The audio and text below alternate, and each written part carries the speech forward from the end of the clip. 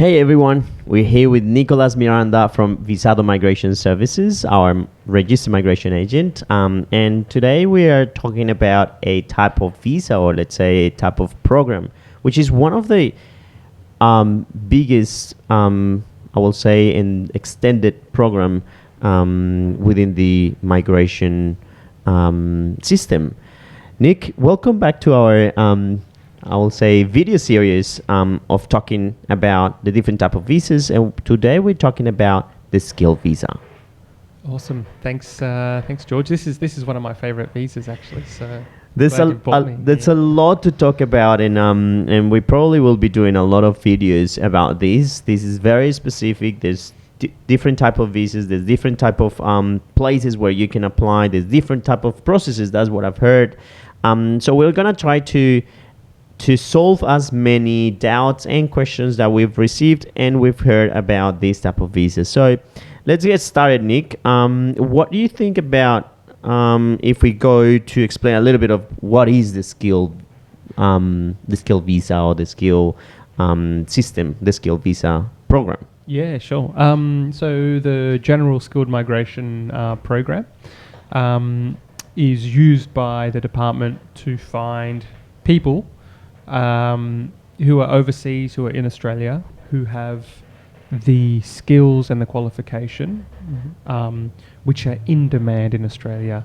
So it is based on Australia having a number of occupations, a number of industries that are in high demand in Australia, and this program tries to fill those positions with people who obviously are not coming from within our domestic kind of labour market, trying to find those people from overseas, from in Australia, to fill those positions, because Australia is growing, and every year we need to fill jobs to continue that growth within Australia.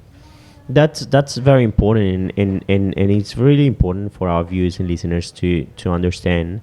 This program is actually designed because Australia needs people, needs qualified people, and there's a good amount of occupations where people can actually apply through and migrate to Australia. How many do we have? A rough idea of how many occupations? So we have the overall skilled occupation list, which I would say is the medium to long-term skilled occupation list, focusing just on that, not on what the states, because the states have their own skilled list, but just the general one. There's about 210 occupations on that list, and we can break them down into industries as well, which sort of makes it a bit easier to understand.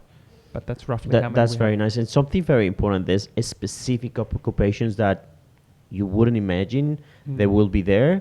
I remember, I don't know if it's in it now, but before, like, I don't know, 2, 3, 4 years ago, they have like horse whisper and things like very specific and kind of a weird thing, but there are different occupations for different people, and that's let's say that's the way it actually works.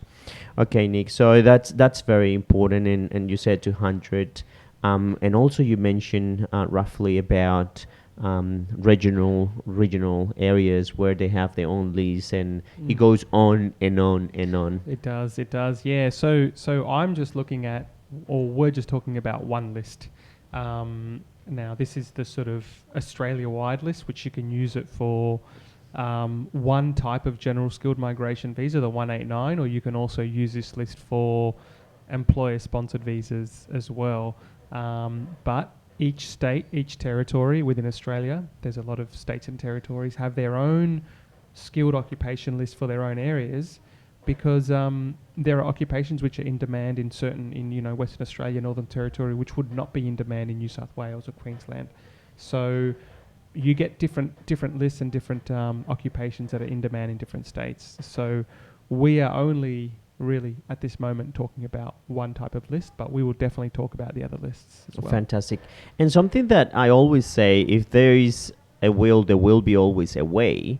And that's something that I always ask you, Nick, and is even if I don't have any occupation, can I build that from scratch? Yeah, for sure. So that's the big question, and the question is, I don't have an occupation that's on the demand, on an occupational list, um, but can I get there? Well, absolutely, you can definitely get there.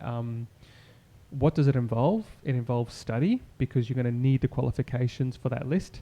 It's probably going to involve you also choosing, firstly, a good high demand occupation, um, and studying that occupation. It's also going to require you then getting work experience. So getting the right visa for work experience is going to be necessary. This is where we talk about the graduate visa Yep. as being that kind of visa to give you that chance to build that work experience. And then you can finally start to look at, okay, general skilled migration, points, employer sponsored visas, and there was the will, and now there comes the way. Yeah. And that is the way. Yeah, so if you're thinking about migrating into Australia and you don't have let's say you're an 18-year-old, you finish your high school, and you want to build a way to migrate here, they will always, because this is not just for professionals, they're also looking to prepare people, or to get qualified people, even if they have to kind of raise them inside of Australia. So that's also an opportunity for those ones. But it's a bit of how much are you willing to give and invest, and not only in money but also in time, but also how you're going to follow that pathway so that you can actually migrate here. We see it a lot. I'm a South American background, but we see it with Asians and let's say in particular Indians and Nepalese people and some Chinese people. They actually from with the day one they're here, they're projected to migrate or find a way to migrate, and they do invest a lot of time and money into their education and processes and processes and processes. But at the end of the day, I don't know, 3, 4, 5 years down the road, they actually get the migration. So that's kind of a recommendation that we've seen a lot in the South American market, where we spend a lot of time doing, but not constructing anything, or not not building anything towards the migration for those ones that want to migrate. What do you think about that? Yeah, I think what you need to do, and what I wish I could tell everybody, every student arriving in Australia, or everybody coming on a tourist visa, or anybody who comes and thinks I'd like to stay here, or I'm thinking about staying here, and that's speaking to a professional, speaking to a migration agent, a lawyer, whatever, somebody who is qualified to give you this information, talking to that person, so they can just say, look, this is the pathway. This is how things work in Australia. This is how you're going to succeed in getting your permanent residency if you want it. This is the reality of how things work, because staying in Australia on a temporary visa for 5 years does not mean you're going to get permanent residency. It's unfortunately not how it works. That's great, and always and I say, and you just mentioned here, always get professional advice. It costs money, definitely, but it might cost you less than what you're actually gonna be investing or wasting your time.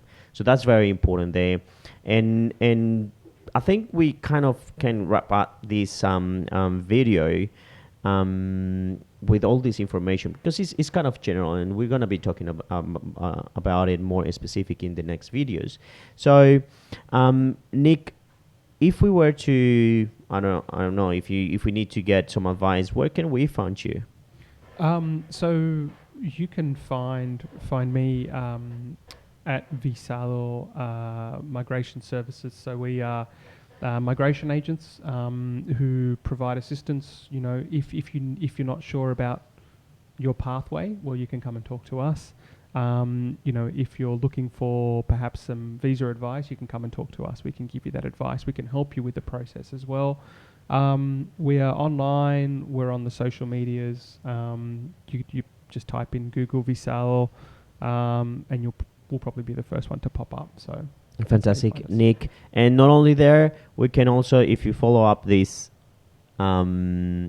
channel, always hit the bell button and the subscribe button, so that you can actually get all the updates on the visa. That's also important for you guys to know, because the migration system changes a lot, and we want to always give you the updated information. I know a lot of the information that we give here, or Nicholas bring to us and to you, it's very valuable. Although it's actually revised case by case basis, and we're here talking about general things. So don't forget to hit the like button, the bell button, and also the subscribe button, so that you can actually get all the updates. Thanks a lot, and see you in the next video. Nick, thanks. Thank you. Bye bye.